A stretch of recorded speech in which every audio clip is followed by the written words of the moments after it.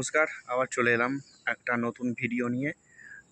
আজকের ভিডিও গতকালের ম্যাচ অর্থাৎ দিল্লি ক্যাপিটালস ভার্সেস এলএসজি, এই ম্যাচ নিয়ে। আইপিএল 2026-এর 5 নম্বর ম্যাচ। এই ম্যাচ নিয়েই আপনাদের সাথে একটু আলোচনা করব। আইপিএল 2026-এ প্রথম 2-3টে ম্যাচ একটু হাই স্কোরিং হলো, তারপরে এই ম্যাচগুলো কিন্তু একটু লো স্কোরিং হচ্ছে, বেশি স্কোর হচ্ছে না।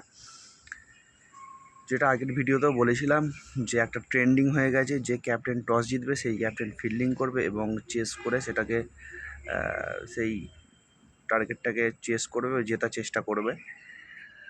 গতকালের দিল্লি ক্যাপিটালস এবং লখনৌ সুপার জায়েন্টের যে খেলা ছিল, সেই খেলাতে কিন্তু সেম ট্র্যাডিশন কিন্তু বজায় থাকলো। অর্থাৎ দিল্লির ক্যাপ্টেন আকসার প্যাটেল কিন্তু টসে জিতেছিল এবং টসে জিতে লখনৌকে কিন্তু ব্যাট করতে পাঠায়। লখনৌয়ের শুরুটা যে খুব ভালো হয়েছিল সেটা বলবো না। Low scoring match, maximum of player flop করেছে। বোথ টিম, দুটো টিমেরই কিন্তু বেশিরভাগ প্লেয়ার ফ্লপ হয়েছে গতকালের ম্যাচে। মিচেল মার্শ, লখনৌ সুপার জায়েন্টের ওপেনার মিচেল মার্শ এবং ঋষভ পান্তের সাথে ওপেন করতে নেমেছিল এই মিচেল মার্শ, ইম্প্যাক্ট প্লেয়ার।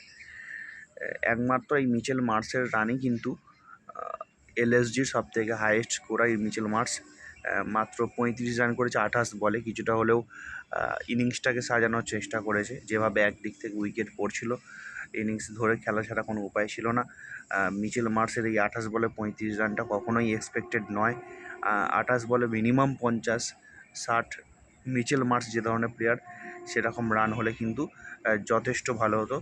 তো পরিস্থিতি অনুযায়ী খেলেছে, যতটুকু চেষ্টা করেছে রানটাকে একটু এগিয়ে নিয়ে যাওয়ার।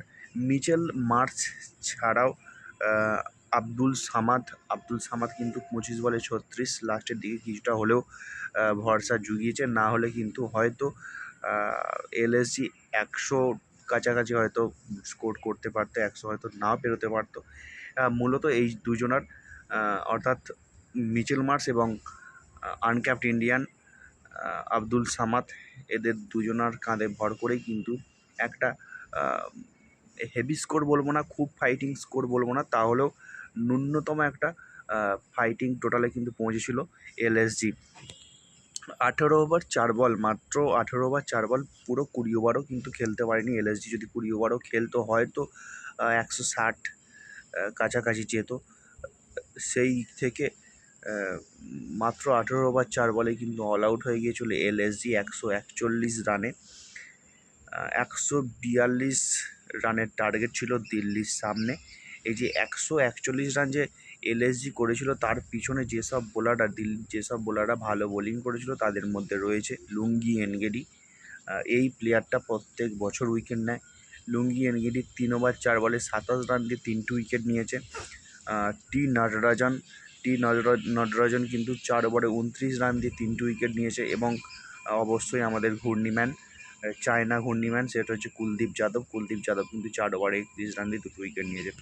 তো মূলত এদের যে বোলিং স্ট্র্যাটেজি, এদের যে বোলিং প্ল্যান, এদের যে বোলিং করার ক্ষমতা, এর ওপরেই কিন্তু পরাস্ত হয়েছে এলএসজি ব্যাটিং লাইন আপ। তো সেই কারণেই কিন্তু 141 রান অল আউট হয়ে গেছে এলএসজি। এই প্রথম একটা ম্যাচ দেখলাম আইপিএলের 5 নম্বর ম্যাচ, যে কোনো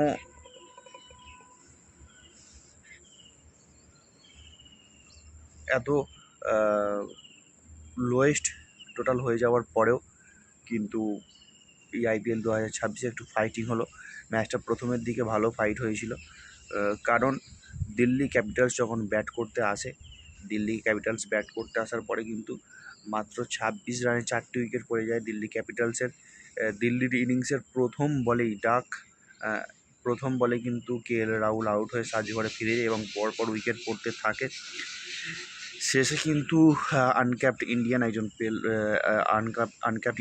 প্লেয়ার সমীর রাজভি কিন্তু ইনিংসটাকে ধরে এবং লাস্ট পর্যন্ত থেকে ওই 4টে উইকেটই পড়েছিল যদিও দিল্লি ক্যাপিটালসের। সমীর রাজভি এবং ট্রিস্টান স্টাবসের অসাধারণ পার্টনারশিপে কিন্তু ভর করে দিল্লি এই ম্যাচটাকে জিতে বেরিয়ে যায়। লাস্ট পর্যন্ত খেলে যায় সমীর রাজভি, 47 বলে 70 রান, অসাধারণ একটা ইনিংস। আনক্যাপ ইন্ডিয়ান হিসাবে এই রানটা খারাপ নয়। তা আইপিএলের তাদের নিজস্ব সিজনের নিজস্ব প্রথম ম্যাচে।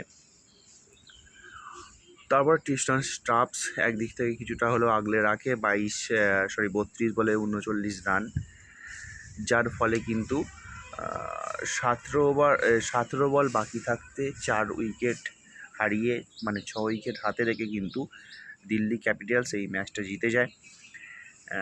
যদি এলএসজির বোলিং লাইন আপ দেখি, এলএসজির বোলিংয়ে সেই আনক্যাপড ইন্ডিয়ান একজন ফাস্ট বোলার প্রিন্স যাদব কিন্তু 3 ওভারে 20 রান দিয়ে 2 উইকেট নিয়েছিল।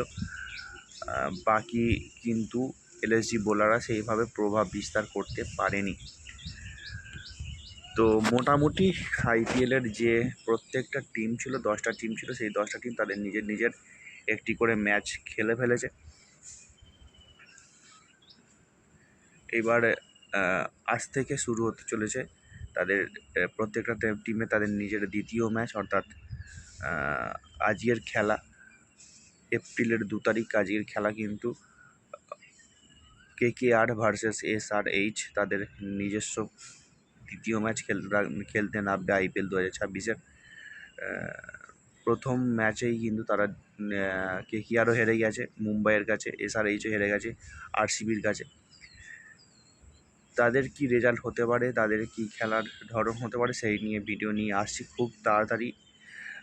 তো দেখতে থাকুন টুইন্স ম্যাজিক ইউটিউব চ্যানেল। যদি আমার ভিডিও ভালো লেগে থাকে অবশ্যই আমার চ্যানেলটিকে সাবস্ক্রাইব করবেন, সাথে থাকবেন, ভিডিওটিকে শেয়ার করবেন, আর দেখা হচ্ছে পরের ভিডিওতে।